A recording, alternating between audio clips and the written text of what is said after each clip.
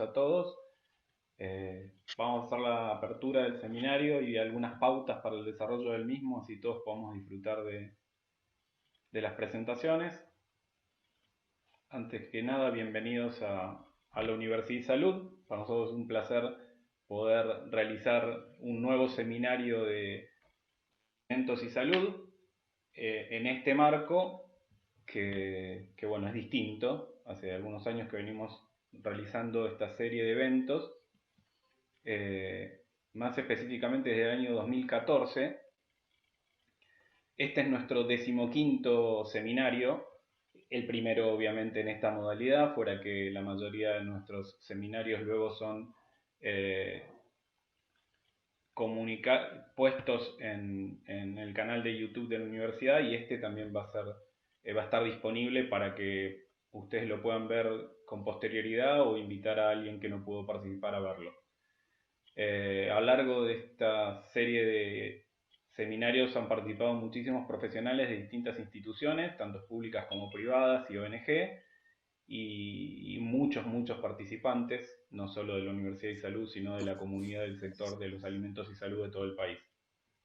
Gracias a este trabajo que venimos desarrollando a lo largo de este tiempo, en el año 2017 el ciclo de seminarios Alimentos y Salud fue premiado por la Fundación Argeninta, lo que fue un mimo para poder continuar con esta serie de seminarios que, bueno, que ya llevan 6 años en su desarrollo. El ciclo forma parte de las actividades de la Maestría en Gestión de la Seguridad Alimentaria, que nosotros denominamos MAGESA, que en este año particularmente va a ser muy importante para nosotros porque vamos a iniciar nuestra 10ª edición. En la Argentina, darle continuidad a las acciones desde el 2014 con el ciclo de seminarios y la 10ª edición de la maestría para nosotros es una gran satisfacción, y obviamente queremos continuar con estas acciones y poder profundizar esta comunicación permanente con los profesionales del sector y obviamente con las empresas del sector y los organismos. Algunas pautas para poder disfrutar del seminario de la mejor manera. Les vamos a pedir a todos, por favor, que silencien el micrófono y que señalen en su ventana de Zoom su nombre y apellido para poder identificarnos y referenciarnos. Muchas veces utilizamos seudónimos o utilizamos el Zoom de nuestro hijo o de nuestra esposa o pareja y aparece otro nombre. Les pedimos que por favor renombren para poder identificar a cada uno de los participantes.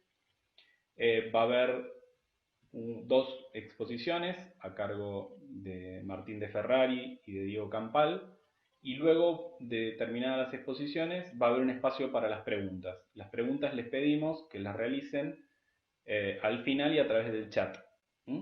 Nosotros vamos a generar ese espacio para las preguntas al final en el chat. Como les comenté, en los próximos días vamos a subir esta actividad al canal de YouTube de la universidad para que esté disponible en cualquier momento, obviamente para las personas que no han podido participar. Si alguien, por alguna razón en particular, requiere una constancia de asistencia, a través del chat vamos a mandar un vínculo para que completen los datos y luego al mail se les mandará esa constancia electrónica de participación. Y por último, para cerrar la presentación del seminario, la semana próxima estaremos realizando una charla informativa de la Maestría en Gestión de la Seguridad Alimentaria y obviamente los queremos invitar a participar para el que esté interesado, y también a través del chat vamos a mandar el link para la inscripción. Esto va a ser el miércoles que viene a las 19 horas. De nuevo, bienvenidos, muchas gracias por estar en contacto y a pesar de la distancia poder seguir trabajando juntos. Ahora lo voy a invitar a Jorge Deván, que es el coordinador de la maestría. Yo no me presenté, les pido disculpas. Mi nombre es Walter García, soy el director de la maestría. Jorge es el coordinador y Jorge va a pasar a presentar a Martín de Ferrari y a Diego Campal, docentes de la maestría. Muchas gracias. Bueno, buenas noches. Voy a presentar entonces a nuestro primer disertante, es Martín de Ferrari. Martín de Ferrari es director regional de inocuidad y calidad para Latinoamérica en McCain. Martín tiene 25 años de experiencia en áreas de producción y calidad en empresas de alimentos y agroindustriales. Esta experiencia incluye 11 años en refinerías de maíz Unilever, donde llegó a ser gerente de aseguramiento de calidad para la división de alimentos. Luego 8 años en Danone, donde se desempeñó como director de calidad, asuntos regulatorios y medio ambiente de la división aguas y bebidas. También se desempeñó como director de calidad en General Mills y en Syngenta. Esta última compañía le permitió desarrollar una visión más integral de la cadena agroindustrial. Tiene experiencia en el diseño e implementación de sistemas de gestión de inocuidad y calidad, mejora continua, gestión de crisis y gestión medioambiental. Martín es licenciado en Ciencias Químicas, tiene un posgrado en Gestión de Calidad y participó del programa de desarrollo directivo del Instituto Argentino de Ejecutivos. Martín, te escuchamos. Bueno, muchísimas gracias Walter y Jorge por la oportunidad. Y también un placer participar de este seminario junto a Diego, que la verdad nos conocemos de hace algunos años ya, hemos trabajado juntos. Y un poco la idea de esta parte del seminario es tratar de ver de alguna manera cómo impacta en las organizaciones un evento como es la pandemia, y qué significa eso para las organizaciones, cómo nos preparamos, si es que nos podemos preparar, y particularmente qué potenciales impactos tiene en un sistema de gestión de calidad como de una organización. Antes que nada, tenemos que tener presente que un evento como este es absolutamente impensado, es algo que ocurre de golpe.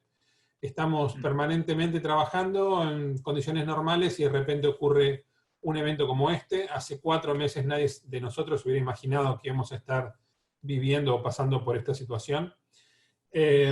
Y cuando algo así ocurre, digamos, que cambian dramáticamente las condiciones del entorno, el ambiente en el que estamos se convierte en un ambiente con mucha volatilidad, las cosas cambian muy rápidamente, con mucha incertidumbre, nadie sabe qué va a pasar, nadie sabe, al principio se tenía miedo si los alimentos eran o no eran un vehículo de transmisión del COVID. Un ambiente muy complejo, ¿sí? Muchísimas variables jugando al mismo tiempo, y ambiguo, ¿sí? Un ambiente en el que, digamos, no había muchas cosas claras, prácticamente nada era claro, o es claro. Entonces la gran pregunta es, ¿qué requiere de las empresas una situación así, digamos, ¿no? O sea, ¿qué es lo que efectivamente podemos hacer en una organización cuando nos encontramos con una situación así? Y la verdad es que el abordaje que le pienso que va a ser mejor darle al seminario es hacer algo parecido a lo que normalmente hacemos cuando damos la materia en la maestría, y es ir de una situación general y después ir bajando a una situación particular el impacto que tiene en el sistema de gestión de inocuidad y de calidad. Entonces, desde ese punto de vista, digamos, lo primero que tenemos que hacer es tener presente cuáles son las principales habilidades que en principio se requieren en una situación como esta. Y la primera de todas es tener presente claramente cuál es el futuro al que queremos llegar. Cuando se dispara una situación de pandemia, la verdad es que la situación es totalmente impredecible y parece que estamos en la mitad de un lodazal. Cuando esto pasa, no hay nada mejor que tener claridad respecto de cuál es el futuro al que queremos llegar. Específicamente, tanto en una empresa en general y particularmente hablando del área de inocuidad y calidad de los alimentos, ok, se me mueven todas las estanterías, pero ¿qué es la base?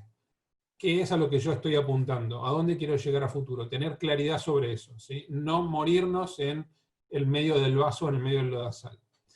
La segunda parte que tenemos que tener bien claro, digamos, es tratar de entender lo más posible las interacciones o de qué manera esta potencial crisis o esta situación interactúa con las cosas o con las situaciones que me toca manejar. Entender quiénes son los actores, entender de qué manera se relacionan, ¿sí? La tercera pata es tener claridad, y tener claridad me refiero a tener claridad de qué es lo importante. Y yo voy a poner un ejemplo acá. y particularmente de McCain. McCain, como todas las organizaciones, tiene objetivos y tiene metas, algunas de ellas numéricas, específicas, ¿sí? La mayoría de ellas. Yo te diría que hacia el mes de marzo, fin de marzo, todos los objetivos de la compañía a nivel global se borraron. La compañía dijo, esto no es más importante para McCain. Lo importante para McCain ahora son 3 cosas, principalmente.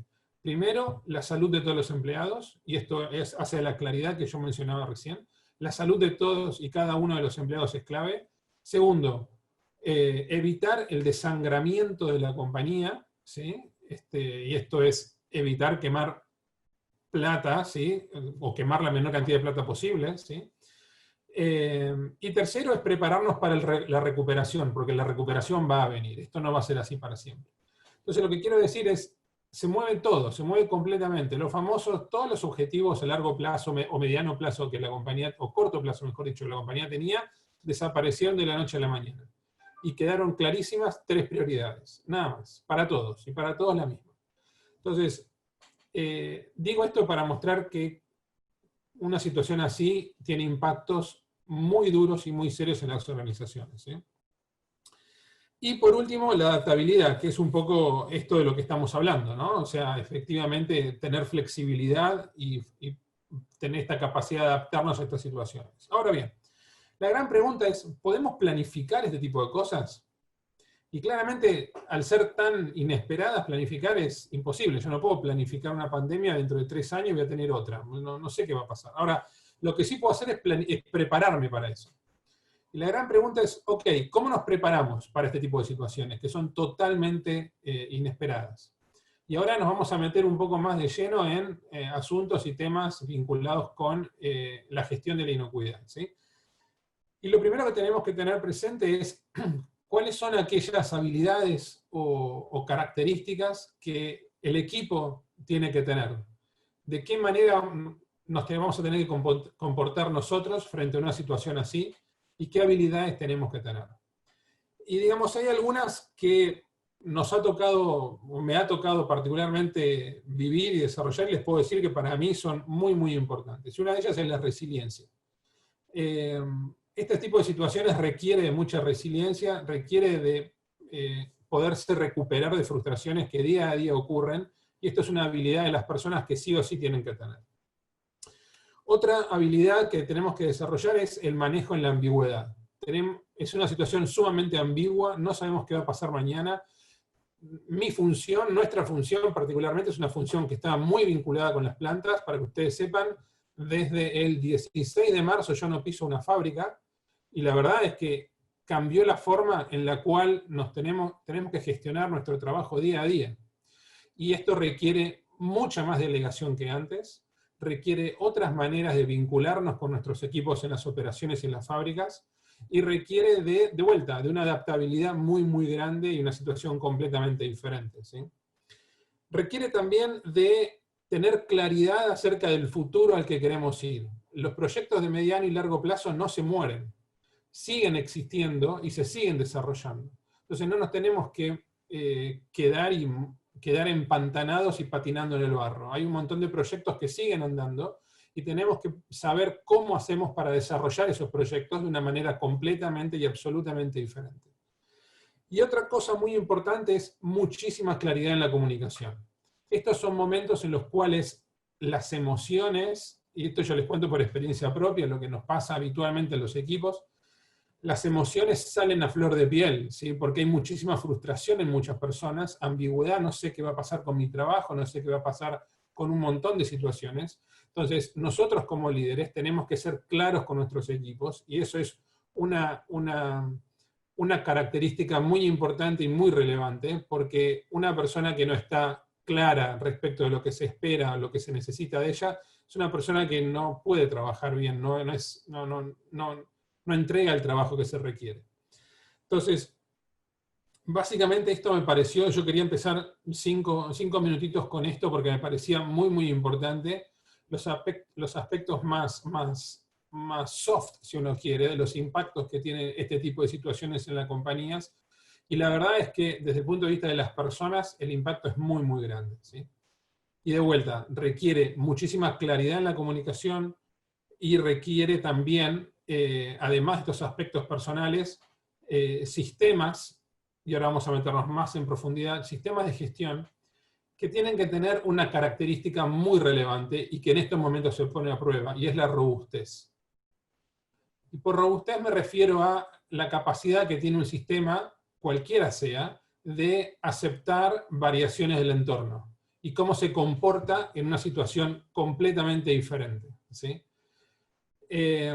Porque tenemos que ser sinceros, si bien a través de la Organización Mundial de la Salud y todos los datos hasta ahora muestran que los alimentos no son una fuente de propagación del virus, las fábricas tienen que seguir operando, son elementos esenciales y fundamentales en todas las sociedades, pero el sistema de gestión de inocuidad que antes estaba pensado y destinado a evitar que la salud del consumidor se vea afectada por el consumo de nuestros productos, ahora se nos empieza a pedir un montón de otras cosas que no tienen nada que ver con esto. O sea, y yo le voy a dar casos concretos, o sea, bueno, ok, si hay un caso de COVID en la planta, ¿qué hacemos? Tenemos que salir a limpiar. Bueno, el mismo equipo o la misma gente que estaba haciendo la limpieza de las operaciones para evitar la contaminación del producto, tiene que encargarse de hacer la limpieza de absolutamente otras áreas de la organización. Entonces, de vuelta, ahí, digamos, tenemos que sentarnos y decir, ok, ¿qué se está pidiendo ahora en mi sistema de gestión de calidad? ¿Qué aspectos se están pidiendo? Y yo le voy a ser absolutamente sincero. Nosotros lo que hicimos fue, nos apalancamos en los sistemas que ya teníamos trabajando, y a través de este apalancamiento empezamos a conseguir hacer cosas diferentes.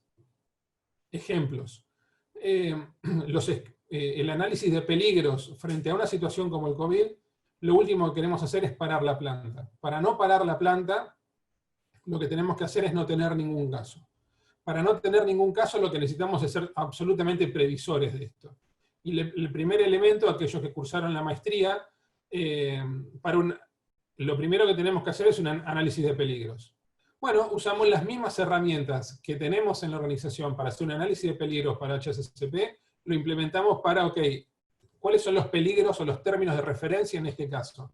Serían evitar, en este caso, la propagación o el ingreso del COVID a la planta. Usamos las mismas herramientas, hicimos un análisis de peligros, determinamos cuáles eran las zonas y las áreas críticas en las cuales teníamos que tener controles. Fíjense que es absolutamente lo mismo. Esto que estamos haciendo es apalancándonos en los sistemas que hoy tenemos, ¿sí? ¿Cuáles son los sistemas o los pasos de todo el sistema que son críticos y que necesitamos asegurar el control y que no podemos perder el control? Y acá, digamos, no estamos hablando de pasos de un proceso, con lo cual tuvimos que, en rigor de verdad, armar el proceso de cero, ¿sí? Y el proceso lo armamos desde el transporte de las personas a la planta.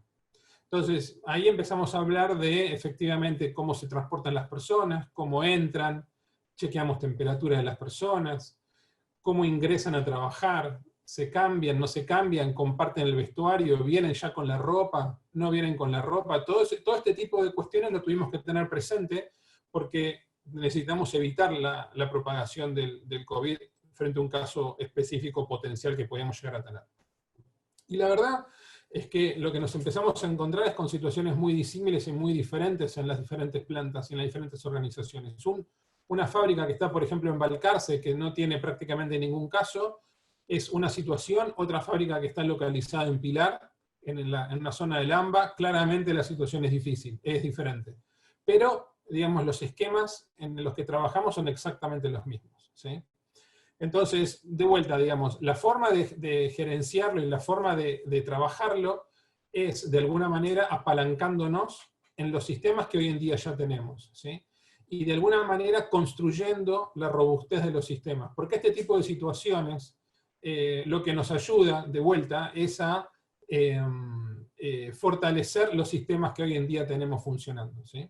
Entonces, así como yo les decía, hacer el análisis de peligros, hacer todo el esquemita de HACCP para el caso del COVID, también se ven amenazados o se ven sacudidos, digamos, los programas de prerequisitos, ¿sí? Particularmente el programa de buenas prácticas de manufactura. porque hay algunos puestos, ¿sí?, en los cuales efectivamente tenemos que usar barbijos, ¿sí?, elemento de protección personal. Los barbijos están por el área encima, es un eventual potencial contaminante de los alimentos, o sea, puede caerse, no es detectable necesariamente, cómo los vamos a manejar, cómo los gestionamos. De vuelta, es usar las herramientas que hoy en día tenemos funcionando en la organización para atacar este problema nuevo. Pero eso solamente va a ser posible si los sistemas que tenemos implementados son sistemas robustos. Entonces, vos me decís, ¿cómo te podés preparar de esta manera? La mejor manera de prepararte es asegurándote que los sistemas que tenés implementados hoy son robustos y te van a poder permitir, digamos, absorber este tipo de variaciones en el entorno. Hoy es una pandemia, el día de mañana puede ser cualquier cosa que no sabemos qué es, pero digamos, de esa manera es la forma en la cual lo podemos llegar a atajar. Y así como se suscitan este tipo de situaciones, yo voy a ser absolutamente sincero, se suscitan otro tipo de situaciones, como por ejemplo, ustedes saben, está en todos los diarios, todas las empresas nos pasó exactamente lo mismo, digamos, nuestras ventas cayeron muchísimo, ¿sí? El consumo de las personas se cayó dramáticamente y bajaron muchísimo. Entonces, algo que nos está pasando específicamente es que nos está sobrando materia prima. Tenemos efectivamente papa plantada, ¿sí?, porque una parte de la papa la plantamos y la gestionamos nosotros, y que efectivamente está sobrando. Hay papa de más. ¿Qué hacemos con eso? Bueno, ese efectivamente es un caso que realmente ameritó en el caso nuestro, en la situación de McCain, un análisis muy profundo, porque la verdad es que es un elemento, digamos, que a nosotros nos sobra, pero es un alimento. Entonces, ¿lo vamos a tirar a la basura? ¿Lo vamos a dejar en el campo? Bueno, y eso es efectivamente algo que como compañía decidimos hacer y decir, no, esto no puede quedar en el campo, esto efectivamente tiene que tener una solución, ¿sí? Y ahí es donde empezamos a pensar qué es lo que podemos hacer con estas papas que nos están sobrando. De vuelta, es prepararse y es estar listo para gestionar este tipo de cosas, y ahí es donde, digamos, lazos que ya teníamos de antes con algunos actores locales en Balcarce particularmente y con otros, nos ayudaron a nosotros a gestionar de manera adecuada este tipo de situaciones, ¿sí? Entonces, yendo al origen y haciendo un wrap-up, digamos, un cierre, a mí lo que me gustaría, que me parece importante que nos quede, digamos, como conceptos es unas situaciones totalmente novedosas y que mueven la estantería como esta pandemia pueden pasar, o mejor dicho, van a pasar. Lo que no sabemos es cuándo van a pasar y tampoco sabemos qué es lo que va a pasar, pero va a pasar. Y la manera de prepararse para este tipo de situaciones, porque no se pueden planear, básicamente tiene dos aspectos. Por un lado es preparar a las personas en el desarrollo de estas habilidades que hablamos al principio, asegurarnos la resiliencia, asegurarnos que nos podemos manejar en una situación ambigua, asegurarnos que nos podemos manejar en situaciones de mucho estrés y de mucha presión, y por otro lado, garantizar o trabajar en que los sistemas que tenemos implementados, particularmente en este caso el sistema de gestión de inocuidad y de calidad, son sistemas robustos que nos permiten manejarnos o nos permiten absorber este tipo de situaciones. Así como, digamos, usamos los principios de HACCP para hacer un análisis de peligros y para hacer un desarrollo de todos los puntos en los cuales necesitábamos tener el control de la situación, del mismo modo, digamos, se ven afectados los programas de prerequisitos, y particularmente el de buenas prácticas de manufactura. Entonces, desde mi punto de vista, esto es lo más importante, y también tener presente que así como ocurren este tipo de cosas, también suceden casos como los que yo les comentaba recién de la papa in natura, digamos, ¿no? El sobrante de papa que teníamos.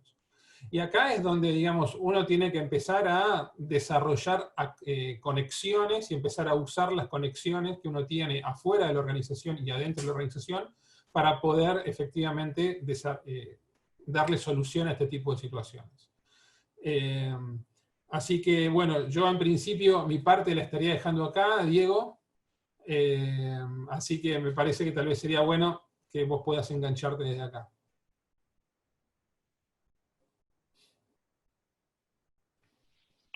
Perfecto. Jorge, arranco directo. Claro, voy a hacer la presentación de Diego.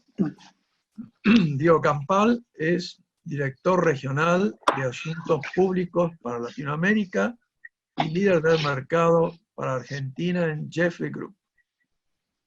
Diego cuenta con más de 20 años trabajando en el campo de los asuntos públicos y la comunicación corporativa en América Latina. Su experiencia incluye 15 años de trabajo en Burson Marsteller, donde llegó a ser gerente regional de asuntos públicos, y la fundación de Agora Public Affairs, una consultora enfocada en asuntos públicos y comunicación de crisis.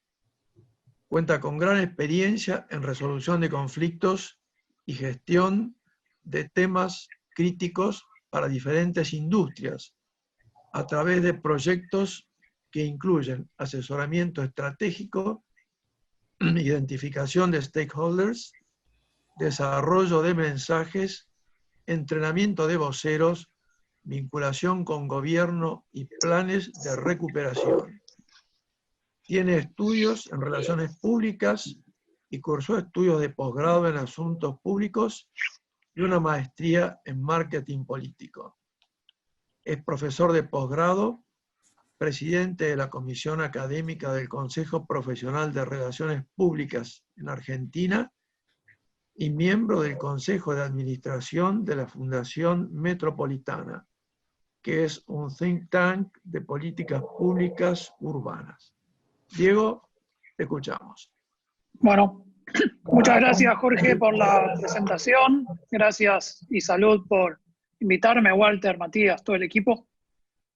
Y Martín, por compartir el panel. Sí, nos conocemos hace muchos años, hemos trabajado juntos en varios proyectos, así que encantado de poder complementar toda tu exposición.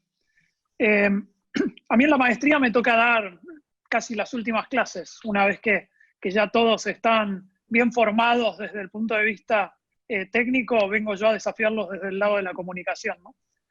Así que lo que habitualmente hacemos con los estudiantes que cursan la maestría es compartir una clase sobre comunicación y particularmente comunicación de crisis, cómo se trabajan estos temas. Y luego hacemos un ejercicio muy interesante que es una simulación de crisis en tiempo real, con interacción con los stakeholders, con intendentes, reguladores, medios de comunicación y demás, para poner bien en la práctica todo lo que vamos viendo. Así que ese es mi aporte a la formación en la maestría, y ese es mi tema, así que voy a tratar de charlar un poco con ustedes hoy y voy a tratar de ser breve para entrar en la parte de preguntas, que me parece que es lo más interesante. Vamos a charlar un poco sobre la comunicación, ¿no? Y comunicación en el marco de coronavirus, bueno, ya se ha hablado muchísimo, ¿no? Comunicación de crisis y demás.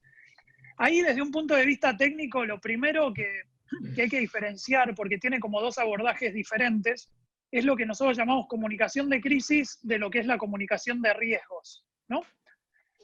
La comunicación de crisis es la comunicación que aparece ante una situación determinada, que nos corre el eje, que no estábamos preparados y que tenemos que dar respuesta porque quedamos de repente con una cantidad de personas o actores con los que tenemos relación como organización que nos piden información, nos piden explicaciones, nuestra posición, digamos, queda amenazada y desde la comunicación tenemos que actuar, ¿no? Entonces, la comunicación de crisis tiene una dinámica muy particular, tiene objetivos bastante claros. El primero es bajar el nivel de conflicto, o sea, uno siempre que trabaja en temas de comunicación de crisis, lo primero que tiene que pensar es que en la comunicación como en la física actúa el principio de acción y reacción, ¿no? Todas las cosas que yo haga desde la comunicación van a generar algún tipo de reacción o de respuesta en los públicos con los que yo hable, ¿no? Entonces, si uno comete un error en la comunicación y sale y le echa la culpa al sindicato, por ejemplo, porque estaba haciendo una medida de fuerza, o critica al gobierno por no haber hecho determinadas cosas, uno tiene que ser consciente de que eso va a generar una respuesta del otro lado también, y entra en una dinámica muy complicada, donde van apareciendo distintos focos en esta crisis, y uno tiene que ir controlándolos, mientras en paralelo atiende la gestión de la crisis en sí, ¿no? Desde la inocuidad y desde todos esos factores. Entonces, primer objetivo, bajar el nivel de conflicto. ¿Cómo bajamos el nivel de conflicto en una situación de crisis? Bueno, en escenarios donde nosotros tenemos alimentos son temas muy sensibles, ¿no? Porque afectan la salud de las personas. Entonces, eso pone a la gente como muy a la expectativa de qué es lo que puede pasar y demás. Entonces, bajar el nivel de conflicto se logra, en primer lugar, reconociendo algunas cuestiones que se pueden haber hecho mal, ¿no? Ahí es donde los comunicadores entramos en coalición siempre con los abogados, ¿no? Que los abogados lo primero que nos dicen en estas situaciones es, vos decís todo que no, y después vemos cómo lo solucionamos, ¿no? Entonces nosotros vamos con un abordaje más de empezar a abrir un poco, reconocer que hubo algunos errores y demás, y ahí nos tenemos que agarrar y pelearnos con los abogados en las reuniones, ¿no? Pero cuando uno hace eso, baja el nivel de conflicto. ¿Por qué? Porque si yo salgo, ahí hay un tema de expectativas en la comunicación, ¿no? ¿Qué esperan estos públicos, estos actores de mí? Si yo cometí un problema, puedo tener un problema en un producto, ¿no? Tengo que hacer un recall. Bueno, hay sectores que son más sensibles que otros, qué sé yo, fórmulas infantiles, por ejemplo, que es un segmento que suele tener algún tema de inocuidad cada tanto, y que es un producto que está destinado muy específicamente a un segmento súper vulnerable y lo que más todos queremos, que son nuestros bebés, digamos, ¿no? Entonces, desde la comunicación eso es una fórmula perfecta para hacer un desastre, digamos, ¿no? Entonces, si yo cometo un error en algo de eso, ¿no? Entonces, si yo salgo y digo como vocero, bueno, y vienen los periodistas y me empiezan a preguntar, bueno, pero ustedes qué hicieron, y yo tomo como una postura muy defensiva, ¿no? No, nosotros hicimos todo bien, y empiezo a negar todo. ¿Qué es lo que genero del otro lado? Genero como que se arme como una barrera en la comunicación ahí, ¿no? Lo que voy a generar es gente poniéndose a la defensiva, y en las cabezas de esas personas a las que yo les estoy tratando de hablar, lo que se va a generar es un mecanismo inverso al que yo necesito que se genere. Yo necesito que se genere un mecanismo receptivo a los mensajes que yo le voy a dar. Y acá lo que se va a generar es contraargumentos contra todo lo que yo diga, si yo no logro bajar ese nivel de conflicto, ¿no? Entonces, si yo salgo y digo un mensaje empático desde lo emocional, ahora vamos a ver algunos de esos elementos, si yo digo, bueno, la verdad es que hoy es uno de los días más difíciles para nosotros en la organización, nosotros trabajamos todos los días para evitar que estas situaciones sucedan, hemos cometido un error, vamos a investigar profundamente lo que pasó. Lo importante en este momento es que cualquier persona que tenga este producto, y lo muestro en cámara si estoy en los medios, que tenga este producto en su casa, se comunique con nosotros, por favor no lo consuman, aunque tengan dudas de si es el lote o no involucrado, no lo consuman, por favor les pedimos a todos, este es el número, ¿no? Y entonces yo empiezo a hacer eso. Desde los medios me van a buscar confrontar, porque en ese momento yo cumplo el rol del villano en la historia, ¿no? Soy el que hizo las cosas mal, hay que atacarme. Entonces, ¿qué pasa si me vienen con preguntas a atacarme, ¿no? Bueno, pero ustedes se hacen responsables de todo esto que está sucediendo. Si yo ante esas preguntas me pongo a la defensiva, se vuelven más, se van a ensañar más conmigo en las preguntas, ¿no? Entonces, en cambio, si yo digo, por ejemplo, me dicen, bueno, pero ustedes se van a hacer responsables, absolutamente, nos vamos a hacer responsables de todo lo que nos tengamos que hacer responsables, pero en este momento la verdad es que ya va a haber tiempo para hablar de eso. Hoy nuestra prioridad es informarle a la gente que puede tener este producto en su casa, que por favor no lo consume, que nos llame a nuestro 0800 si tiene alguna duda, ¿no? Entonces yo ya empiezo a establecer un nivel de comunicación donde hay algo que puede empezar a funcionar ahí. Entonces, eso es la comunicación de crisis, ¿no? Objetivo, primero, bajar el nivel de conflicto. Segundo, brindar algunas certidumbres en un momento en el que no hay ninguna certeza. Entonces ahí dar información útil, ¿no? Muchas veces, y cuando hacemos el ejercicio en la maestría, siempre uno piensa que los medios son los enemigos, ¿no? Ahí vienen los periodistas, ¿qué me van a preguntar? ¿Me van a destruir ahora? ¿Qué sé yo?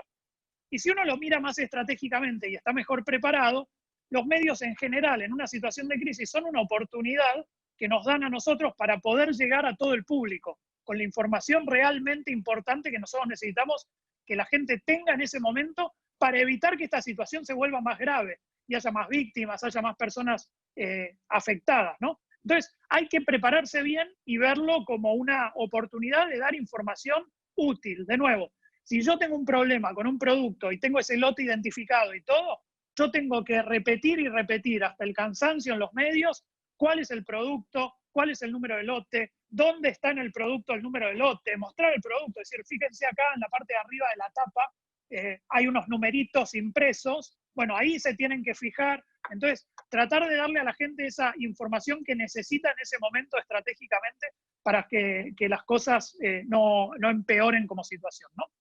Eso dentro de lo que es el colectivo comunicación de crisis. Y después hay otro capítulo que es la comunicación de riesgos, que tiene un abordaje diferente. La comunicación de riesgos aparece cuando nosotros identificamos una amenaza potencial, futura o actual, sobre la cual no se tiene mucha información. O sea, no tenemos la información completa. Ese sería el caso, por ejemplo, de una pandemia, ¿no? Aunque esta pandemia se desató tan ampliamente que hizo que se tengan que combinar factores de la comunicación de crisis con la comunicación de riesgo. Pero la comunicación de riesgo para lo que sirve es para alertar y prevenir y provocar un determinado comportamiento en función de un riesgo, ¿no? Entonces, si yo tengo un problema con un producto y necesito que la gente no lo consuma, tengo que advertir sobre ese riesgo. Tengo que dar información, decir, bueno, lo que yo necesito que la gente haga si tiene este producto, llámenos al 0800, no lo consuma, ¿no? Entonces, hay como un call to action ahí en la comunicación de riesgo. Estamos en la situación del coronavirus. ¿Qué necesito que la gente haga? Necesito que se lave las manos, necesito que se quede en su casa, que use barbijos. Bueno, todas acciones bien concretas que yo necesito que esa gente haga, y para lograr que la gente haga eso, tengo que definir muy bien cuál es el riesgo y ganar credibilidad, porque recordemos que dijimos que aparecen ante situaciones en donde no tenemos toda la información completa, no hay certezas.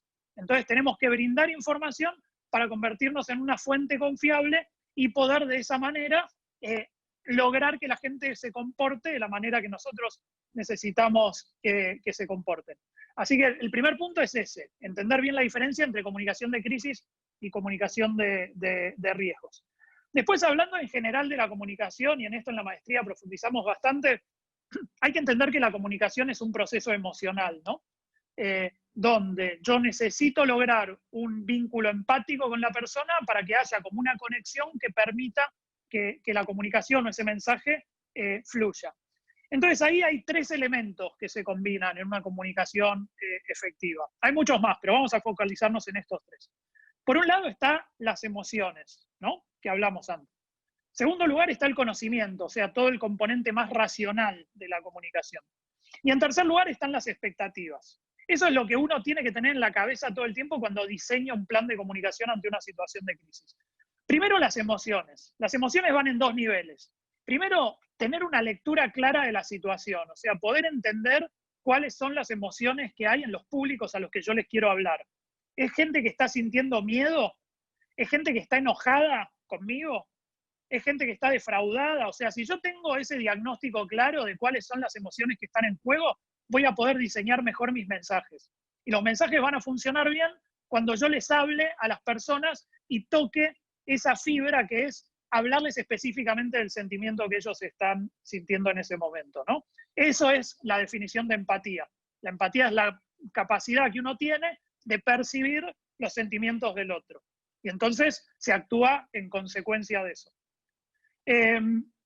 Segundo lugar, dijimos el conocimiento, ¿no? Si bien es muy emocional toda la comunicación, tiene que haber algún nivel de conocimiento, de contenido más racional, ¿no? Entonces ahí nosotros tenemos que tener siempre datos, cifras, cuestiones, construcciones racionales que den soporte a la posición que yo quiero presentar, ¿no? Ahora en el marco del COVID vemos muchos temas de cantidad de casos, bueno, cantidad de camas, son todos cifras y números que la gente no tiene parámetro, ¿no? Entonces ahí es muy importante cómo nosotros se los podemos presentar.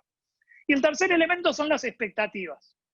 Ahí también hay como dos vías. Uno tiene que tener muy claro qué es lo que se espera de uno. La expectativa en la comunicación tiene que ver, por un lado, con lo que se espera de nosotros y por otro lado, con cómo yo hago para involucrar a esas personas que me están escuchando en lo que yo estoy diciendo, ¿no? Ahí es muy importante porque la comunicación fracasa cuando hay un gap entre expectativa y realidad, ¿no? Entonces, Si hay baja expectativa y yo hago muy poquito, está bien, porque en realidad ataqué justo lo que tenía que atacar, ¿no? Ahora, el problema es cuando hay una alta expectativa o yo genero una alta expectativa, por ejemplo, cuando comprometo plazos, ¿no? Hay una situación, entonces nos dicen, bueno, ¿en cuánto tiempo ustedes van a tener todo el producto retirado del mercado? Bueno, en una semana. Entonces, a la semana siguiente todo el periodismo va a estar esperando, a nosotros nos quedaron algunos productos por ahí dando vueltas, entonces la expectativa va a estar muy alta. En cambio, fíjense si con la misma situación me preguntan eso y nosotros decimos, bueno, es un proceso muy largo y muy complejo que requiere toda una logística, nosotros creemos que dentro de las próximas 3 semanas podemos tener el producto completamente retirado. Si yo lo logro a la semana, fíjense, lo mismo, la misma situación, pero yo había generado esa otra expectativa, la percepción va a ser totalmente distinta. Va a ser, qué bueno, lo pudieron hacer en menos tiempo, son muy eficientes, qué bien que lograron contener la situación. Entonces, ese gap entre expectativa y realidad es muy importante al momento de diseñar mensajes. Y ya para ir redondeando un poco esta presentación, después, en temas de manejo de crisis, ahí hay como 2 capítulos, ¿no? Hay todo un capítulo de preparación de crisis. De hecho, los libros en general hablan de preparación y manejo de crisis, ¿no? ¿Qué hacemos en la preparación? Y ahí hay un montón de cosas que fue lo que fue comentando Martín, ¿no? Desde nuestro punto de vista de la gestión de los asuntos públicos y la comunicación, ahí hay 2 herramientas, digamos, de gestión que nosotros usamos en esta preparación. Una es el mapa de riesgos, el mapa de temas críticos o mapa de issues, se le llama, ¿no? Que es tener identificados cuáles son todos los riesgos posibles, ordenados en una matriz, donde yo los ordeno por probabilidad de que eso ocurra, y ahí nos vamos todos a marzo, porque nadie previó una pandemia jamás en ningún mapa de riesgos de ningún lado, así que eso siempre aparece también. Pero tenemos probabilidad de ocurrencia y qué nivel de impacto puede tener eso en la organización. Entonces definimos algunos cuadrantes, ubicamos ahí cuáles son los temas y los que son más bajo impacto y baja probabilidad de ocurrencia, esos solo requieren un monitoreo del tema, seguirlo para ver cómo evoluciona. A medida que uno va avanzando en los cuadrantes, ya tiene que preparar un programa o un plan más proactivo para trabajar en eso. Y el segundo es el mapa de actores. Asociados a cada uno de esos riesgos, saber quiénes son los actores clave con los que yo tendría que hablar en caso de que esa situación avance. Y en mapa de actores aparecen representantes del gobierno, aparecen medios y periodistas, aparecen ONGs, aparecen líderes locales, referentes comunitarios, si yo tengo una planta, por ejemplo, en una zona más alejada de la ciudad. Entonces, el punto clave ahí con esos actores es que yo tengo que construir un vínculo antes de que a mí me pase una situación así, ¿no? Hay que construir vínculos en tiempos de paz. En el momento en el que yo esté prendido fuego, nadie va a venir a abrazarme, ¿no? Digamos. Entonces, si yo hago todo ese camino proactivo, ¿no? Yo tengo una planta de la cual estoy orgulloso de mis estándares y demás. Si no se la muestro a nadie, en el momento de que tenga una crisis, ese activo vale 0 comunicacionalmente. Entonces, ¿qué tengo que hacer yo? Yo tengo que invitar periodistas, tengo que invitar a las autoridades locales, mostrarles que la recorran. Entonces, cuando yo tengo un problema, esos actores, que además van a hablar públicamente y todo, van a tener la imagen claramente mental de dónde se hacen estas actividades, todas las medidas que yo tomo. Les va a costar pensar que realmente hay algo que haya funcionado mal o demás.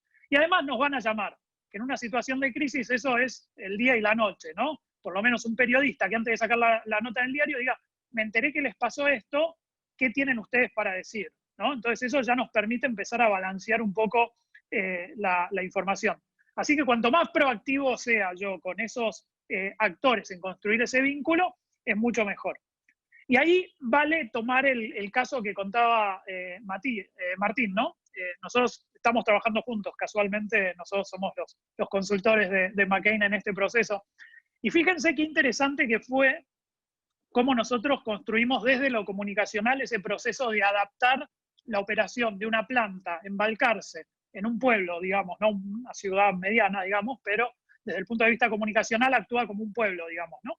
Donde el intendente tiene un rol muy claro, el hospital municipal tiene un rol muy claro, hay medios locales que manejan la agenda, ¿no?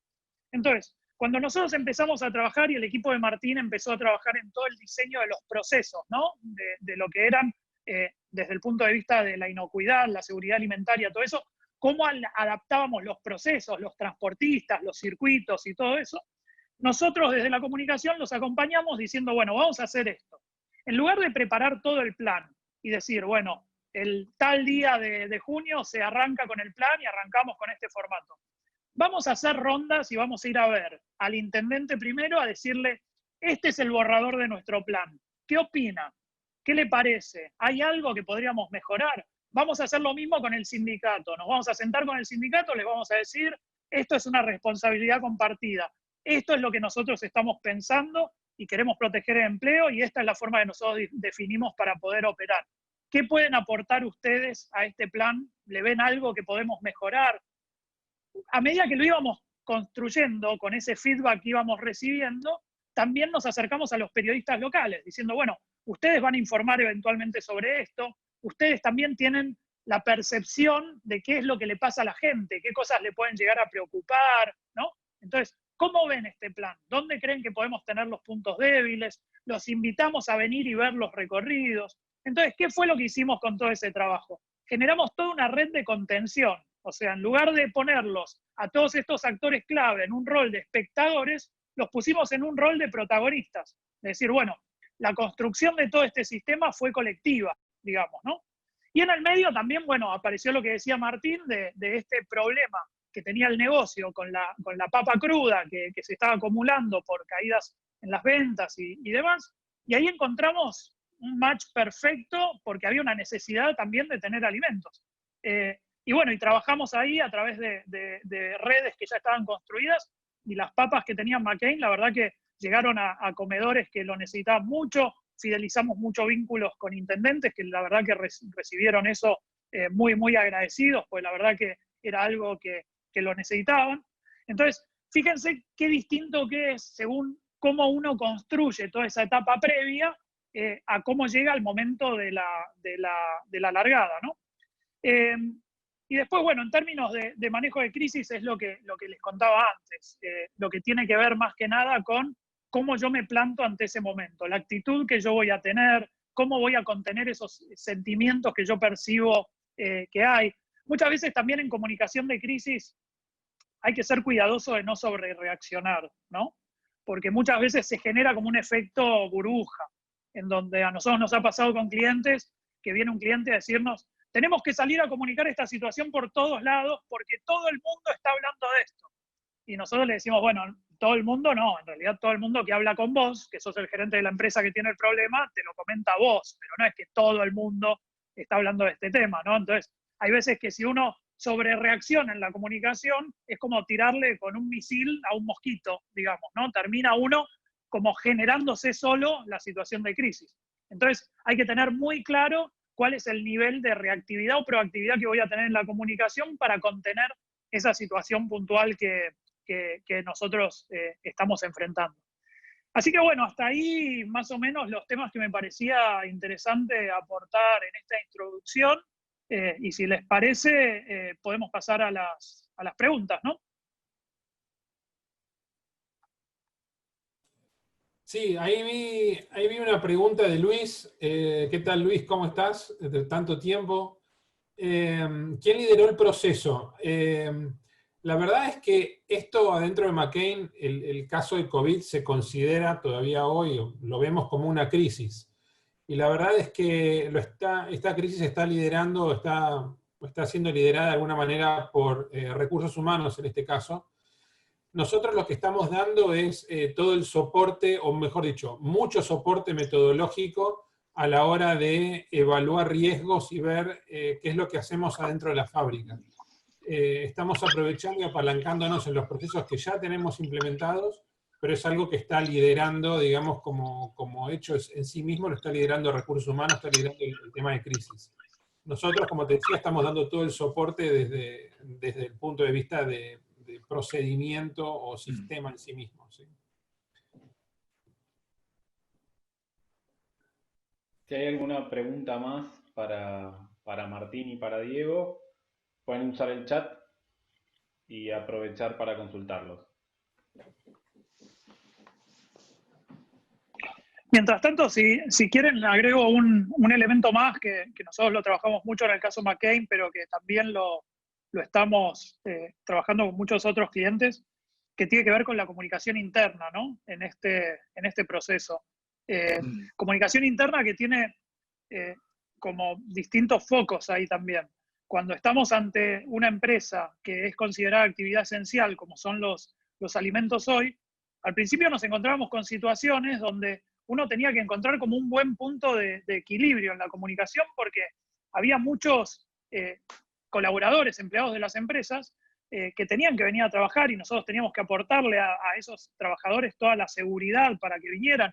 Inclusive conocíamos casos donde volvían a la casa y su propia familia les recriminaba que cómo podía ser que fueran a trabajar, que se estaban poniendo en riesgo.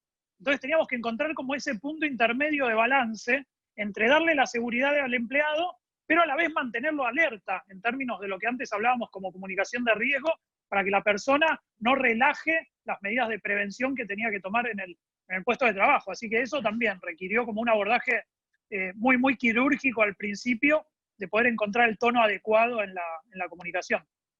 Ahí creo que aparecieron más preguntas, ¿no? Sí. A ver, respecto de que si rotamos o no rotamos al personal, la fábrica, particularmente de Balcarce, trabaja con esquemas de turnos rotativos y los chicos rotan cada semana. No se cambió este esquema de rotación y lo que sí mantuvimos son los grupos de personas. O sea, no hay intercambio de grupos. Las personas rotan todas juntas en bloque. Esto de alguna manera es para evitar mayor mezcla entre las personas y que si hay algún caso se disperse más rápidamente. Entonces, las personas rotan en sus rotaciones normales que tienen, y rotan en bloque, digamos, ¿sí? Si modificamos en algo la forma de trabajo, bueno, esto es un poco lo que decía, se cambió muchísimo la forma de trabajar. Al principio, todavía hoy estamos trabajando no con todas las líneas, sino con una parte de las líneas. Las personas que no están afectadas se quedan en su casa, digamos, y no vienen a trabajar a la fábrica. Pero de alguna manera, digamos, las personas que están yendo a trabajar todas juntas. Verónica García nos pregunta qué pasa cuando hay paranoia por parte de las empresas y sus familias. Bueno, yo te puedo contar lo que hicimos nosotros, porque esa paranoia está presente siempre. Y lo mejor para estos casos es hablar. Es hablar y decir las cosas tal cual son. Digamos, paranoia y miedo, no sé si miedo es la palabra, pero aprehensión tenemos absolutamente todos. Y la verdad es que el mejor antídoto contra esto es hablar y decir la verdad siempre. Entonces, de hecho, uno de los casos que tuvimos, nosotros tenemos una exportación, una proporción de nuestra producción es exportada a Brasil, y en ese contexto muchos camioneros vienen de Brasil a Balcarce a cargar mercadería y después se van. Cuando empezó a subir dramáticamente los casos de COVID en Brasil, este fue un issue en toda la comunidad. Y este es otro caso que fue, la verdad, bastante bien manejado en conjunto y que el equipo de Diego nos dio una mano muy grande, es cómo hacemos para interactuar con los diferentes actores que justamente tienen paranoia con estas cosas. Entonces lo primero que hicimos fue atender lo que ellos nos decían y los camiones a Brasil los empezamos a cargar en otro lado. A costo nuestro, porque obviamente es mucho más caro, sacábamos el camión con conductores argentinos, lo llevamos a otro lado y los conductores de Brasil iban a cargar a otro lado. Generamos un protocolo totalmente nuevo y ahora estamos volviendo de a poco a cargar productos, camiones de Brasil en Balcarce. Pero atendiendo a la pregunta es con mucha comunicación, mucho diálogo y decir siempre la verdad y escuchar y escuchar, escuchar. No hay otra forma, por lo menos lo que nosotros vivimos. ¿Sí? Sí, ahí para complementar, uno siempre tiene que escuchar mucho, ¿no? Tratar de estar presente, identificar cuáles son esos mitos que empiezan a correr y poder hablar de eso. En términos generales está estudiado que acá hay un tema de confianza en la paranoia, ¿no? Porque la paranoia aparece cuando la gente no cree en esa información que nosotros le estamos dando, ¿no? O empieza a aparecer cuestiones de confianza. Las fake news también, que ahora aparecen tanto más en este contexto, donde hay que llenar espacios, en los medios hay que hablar todo el día de esto y entonces empiezan a entrar cosas sin chequear y demás. Está más o menos estudiado que la gente en general confía en los expertos en un determinado tema y en sus pares. Entonces, encontrar una buena combinación de estos dos es lo que mejor funciona en una organización para atacar estos temas, ¿no? Entonces, ¿qué podemos hacer? Podemos armar desde pequeños grupos de discusión, donde, por ejemplo, traigamos al director del hospital de Balcarce, por ejemplo, ¿no? Una persona que sea un experto en el tema, al que le puedan hacer las preguntas que haga falta, trabajarlo en pequeños grupos y también trabajar ahí los casos de éxito de las personas que están trabajando desde hace más tiempo, cómo se adaptaron, qué consejos les pueden dar. Entonces, esa combinación de expertos con pares es la que mejor funciona cuando tenemos que atacar este tipo de paranoias o miedos. Buenísimo. Después, María Laura pregunta, en relación al personal, ¿modificaron la forma de trabajo? Por ejemplo, trabajo en bloque. Esto ya lo conversamos. Marina, ¿qué tal? ¿Cómo estás, Marina? Este cambio de proceso, ¿están contempladas situaciones debidas a ejecutarse y trabajar en producción con manejan? A ver, las personas, los empleados que formaban parte de grupos de riesgo, estas personas no están yendo a trabajar, obviamente, fueron los primeros que se quedaron en su casa. De hecho, también hay algunas personas que tienen familiares que son grupos de riesgo. A estas personas tampoco las estamos haciendo ir a trabajar. Se quedan en su casa. Por ejemplo, hay muchos empleados que tienen hijos o parejas que tienen algún problema de diabetes o cualquier problema de salud, que forman parte del grupo de riesgos. Estas personas, aunque los empleados estén bien, no están yendo a trabajar. Y esto es, de alguna manera, un poco hace referencia a la primera prioridad que yo les comentaba al principio de la charla. Para McCain, para nuestra compañía, lo primero, lo más importante en esta situación es la salud de nuestros empleados. Entonces, desde ese punto de vista, esto se tiene mucho en consideración, ¿sí? Ahí sobre ese punto, Martín, si me permitís también, un punto muy importante en la comunicación es que la comunicación no es solo lo que digo. No. Es mucho más lo que hago, en realidad, ¿no?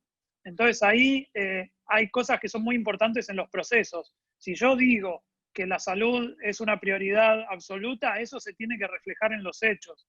Yo tengo que sobreactuar esa protección, ¿no? Tengo que tener las medidas sanitarias disponibles para todas las personas, tengo que tener todos los dispensers de alcohol en gel que haga falta. Los empleados tienen que ver que los procesos de limpieza y sanitización se hacen con más frecuencia. Y sobre todo ahí un punto clave para que todo esto funcione es el rol de los líderes. Lo que la gente espera de esas personas que están manejando este barco en medio de la tormenta, digamos, ¿no? Entonces, si de repente yo hago una comunicación hablando de que los empleados que son esenciales tienen que venir a trabajar y lo importante que es que ellos vengan por brindarle alimentos a todos los argentinos en esta situación, o la construcción discursiva que sea, y después resulta que el gerente de la planta trabaja desde la casa, ahí aparece como algo que no cierra, ¿no? Esto que en inglés se le dice el walk the talk, ¿no? Que vos veas en los hechos ese compromiso que decís en los comunicados, que vean a los líderes al frente, que los líderes se acerquen y les pregunten a los colaboradores cómo están sus familias. Creo que eso es lo que al fin del día logra que la comunicación funcione y eso repercuta en un buen funcionamiento de la compañía o de la organización. Bien. Romina pregunta, en cuanto a la comunicación interna, ¿sumaron nuevas metodologías, más momentos con el personal del convenio? Sí, claramente. La comunicación interna, digamos, más que comunicación, en estos procesos es mucho más importante, y volviendo a lo que decía Diego, es mucho más importante la relación que el líder tiene con su equipo, que el supervisor tiene con su equipo. Y en ese sentido, esa es la comunicación interna que para nosotros es muy relevante y muy importante. Entonces, los mensajes no se pasan por cartelera, los mensajes se pasan en las reuniones de los líderes con sus equipos, y ahí es donde, digamos, se refuerzan todos estos protocolos. El protocolo COVID, lo que tenemos que hacer, lo que no tenemos que hacer, cómo nos vamos, cómo venimos, si usamos el vestuario, no usamos el vestuario. Todo este tipo de cosas es muy, muy relevante, pero la comunicación es clave. Porque en cuanto como decía Diego, la gente ve que nuestras acciones están alineadas con lo que decimos, el nivel de paranoia y de aprensión baja significativamente. Significativamente. Eso nosotros lo vimos en la fábrica. Y también ser flexibles, ¿no, Martín? De repente si aparece una propuesta desde algún colaborador, de decir, yo la verdad que me sentiría más seguro si hiciéramos esto de esta determinada manera, y esa propuesta se escucha y se lleva a la práctica, eso también genera como, refuerza sentimientos de pertenencia, levanta la moral, entonces esas son cuestiones que también hay que saber administrar estratégicamente, digamos, ¿no? Sí, totalmente, absolutamente. Marisol pregunta si se crearon registros con medidas adoptadas en PPR. Sí, claramente. O sea, cada acción que se genera o cada actividad que se genera, cada nuevo riesgo que se identifica por esta pandemia, claramente se generan todos los registros adicionales que son necesarios, ¿no? Bien. Muy bien. Olga dice, entiendo que lo importante es no dar un doble mensaje al personal. Sí, claramente, claramente. O sea, si no, se pierde todo el sentido, digamos. O sea, es como que uno está actuando, no está haciendo algo. O sea, ahí claramente la acción tiene que estar totalmente alineada con el mensaje que estamos dando, ¿sí?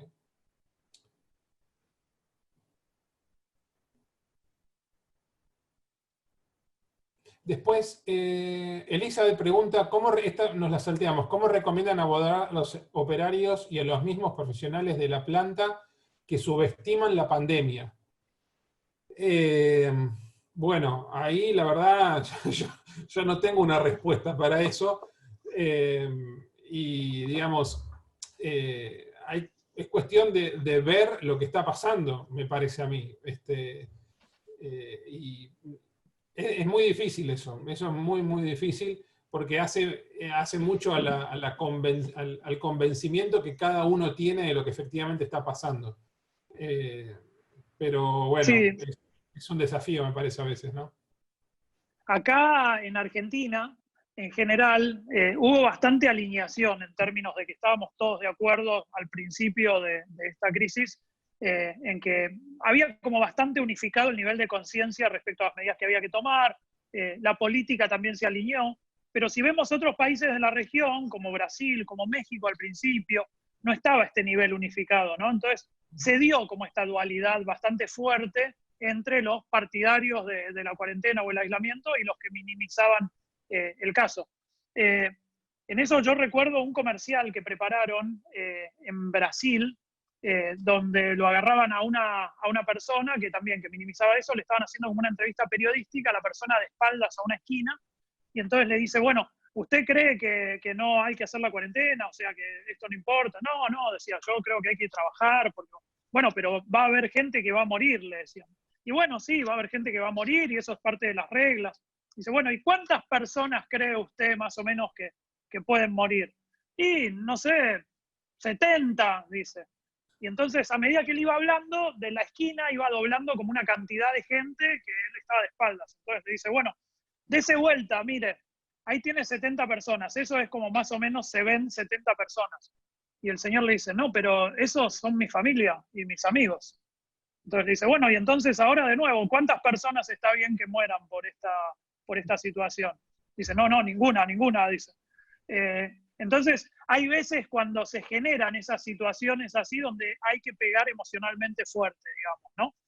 Eso es algo que se puede hacer desde la comunicación pública. Obviamente una empresa no va a hacer una comunicación así porque el tono es agresivo, ¿no? Pero de nuevo, en esos casos lo mejor es operar a través de los pares. Yo creo que si hay alguien que se separa mucho de la media, es el mismo grupo el que tiende a contenerlo de alguna manera, ¿no? Así que ahí me parece que lo que hay que hacer es ser consecuente en la comunicación y después esos extremos de las campanas de Gauss tienden a alinearse de alguna manera, ¿no? Tenemos tanto el paranoico de acá no pasa nada, no me lavo las manos y si me lo agarro no pasa nada, como el ultra que no quiere tocar nada, que cree que todos vamos a morir, ¿no? Existen como los dos extremos en ese sentido de las paranoias. Tal cual. Y hay una pregunta de Omar que pregunta cómo manejamos el camino de los operarios desde la casa a la planta y viceversa.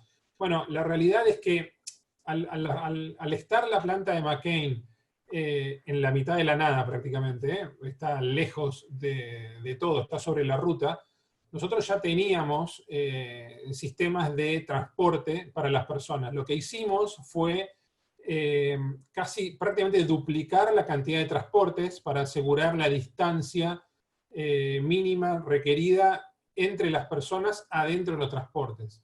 Entonces, generamos un protocolo para transportar a las personas de ida y vuelta y aumentamos la cantidad de combis y de micros para llevar y traer a las personas de Balcarce, básicamente, que la mayoría viven en la ciudad de Balcarce.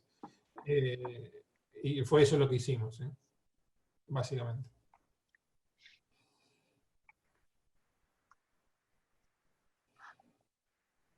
¿Hay alguna pregunta más?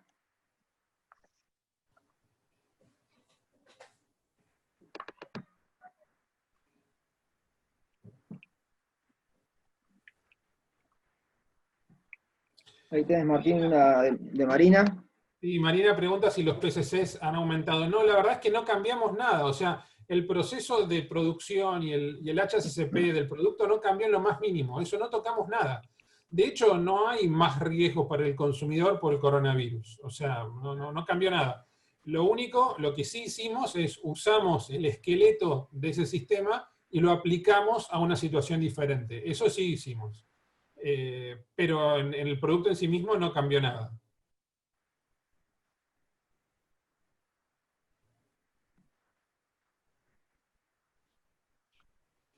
Ok.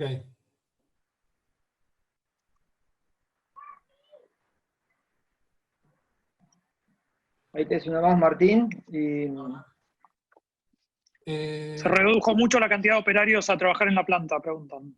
A ver, sí, Marilyn. la verdad es que sí, digamos, cuando uno hace el assessment de las personas o que forman, los operarios que forman parte del grupo de riesgo, o los empleados que tienen familiares, convivientes, que son grupo de riesgo, la verdad es que sí. Y ahí lo que tuvimos que hacer es reubicar, o sea, rearmar los equipos, esto al principio de la pandemia, rearmamos los equipos, trajimos personal de afuera, contratamos personal de afuera porque no teníamos gente capacitada y entrenada, entonces las personas capacitadas las pusimos a hacer esas tareas y contratamos personal eventual para otro tipo de tareas. Pero sí, hubo bastante cantidad de gente, yo no me acuerdo, creo que son alrededor de 50 personas que no pudieron ir en los diferentes turnos y tuvimos que hacer la capacitación y el catch-up de las personas que no estaban, que no conocían lo que tienen que hacer.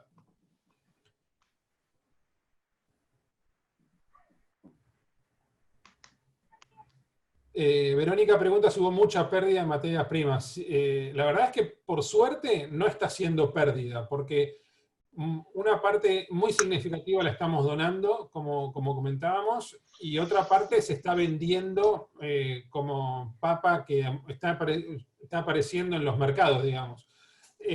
Pérdidas estamos tratando de que no haya, y nuestro objetivo es que no haya pérdidas, o sea, que no tiremos productos, ¿sí?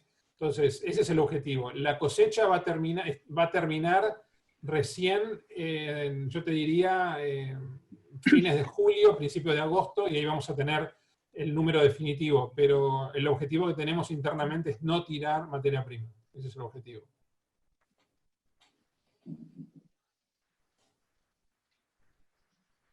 bueno, si no hay ninguna pregunta más, yo por mí me quedaría un rato largo escuchando, porque se está poniendo lindo, tengo el mate acá, así que cada vez que avanzan es mejor esto. Y, sí, está bueno, está bueno. Más a los que nos gusta un poco el tema del desafío este de la crisis, mucho más, y más verlo de afuera sobre todo. Porque una cosa es contar esto y verlo desde afuera, ¿no? Con perspectiva, y otra muy distinta es estar en los zapatos de ustedes, de ambos, ¿no? Que están ahí resolviendo el problema puntual en este contexto tan complejo y tan desafiante. Y digo, para hacer honor al tiempo y dar un cierre a al encuentro pongo en eje que todos estamos hablando de las personas, ¿no? Y ustedes, cada uno, hizo toda una descripción de todo lo que fueron trabajando con las personas, desde todos los puntos de vista, y porque son las personas las que hacen las cosas, y esta pandemia también nos desafió a que las personas están en el eje de las políticas. Y eso es muy claro porque al ser la alimentación una actividad esencial, se puso en eje y las cosas en su justa medida desde mi punto de vista. Es como que algo que es tan básico que lo fuimos medio a veces dejando ahí de costadito y otra vez estamos volviendo a poner la relevancia necesaria a la alimentación, a los alimentos, al sector de los alimentos, y que el sector de los alimentos tiene que seguir funcionando para que todo pueda seguir transcurriendo. Y en ese sentido, si vamos de lo grande a lo chiquito, estas situaciones que han ido compartiendo ustedes, la verdad que son muy desafiantes, ¿no? La adaptación a este tipo de situaciones, de desafíos, obviamente estar preparado, que es lo que se dice siempre, pero después hay que estar preparado realmente para hacer las cosas. Todos decimos que nos preparamos para tal y cual, pero bueno, pero hay que desafiarse, hay que entrenarse, hay que simular y todas estas cuestiones. Y sobre esa base de todo muy sólida, bueno, adaptarse a la contingencia. Y rescato mucho el eje que pusieron en las personas, hasta en el liderazgo de la crisis que lo hace recursos humanos, ¿no? Que a veces el liderazgo de la crisis lo lleva adelante otras áreas, ¿no? Y en este punto, incluso la mayor parte de las preguntas de los participantes también van en línea en qué pasa con las personas, ¿sí? Y esto del miedo, y que es totalmente entendible, cada uno toma esta situación de manera como puede, muchas veces, y tener esta flexibilidad para llevar adelante la situación realmente, bueno, es muy valorable, destacable, y está bueno poder compartirla también, ¿no? Así que, bueno, agradecerles muchísimo a ambos, un placer escucharlos como siempre, realmente son dos personas que saben de lo que hablan, no es que leen las cosas y las repiten, sino que las hacen, y eso es algo que doy fe. Y entonces tiene un valor esto que es muy importante, y más en estos momentos donde abunda muchísima información ahí dando vueltas, y esto es información concreta, específica, puntual, de experiencias, que seguramente no serán perfectas, pero que van en línea a poner el eje donde entiendo que hay que ponerlo, ¿no? Así que un agradecimiento muy importante a Martín, a Diego, y bueno, a todos los que nos acompañaron este ratito para compartir un poquito todo esto. Realmente se sumó mucha gente, mucha expectativa, chicos, por ustedes, así que un agradecimiento muy importante. Y bueno, los esperamos la próxima. Les vuelvo a comentar lo que le dijo Walter, que la semana que viene va a haber un evento específico, un seminario de presentación de la maestría, que ahí estaba en el chat el link para el que quiera sumarse. Y bueno, y las puertas de iSalud, como siempre, están abiertas, y en este año tan particular, y también como es particular el año, es particular para la maestría porque cumple 10 años, ¿no? Así que los que venimos desde el día cero también, un nuevo desafío, ¿no? Esto también nos desafía a todos nosotros en ese sentido. Así que bueno, muchas gracias realmente.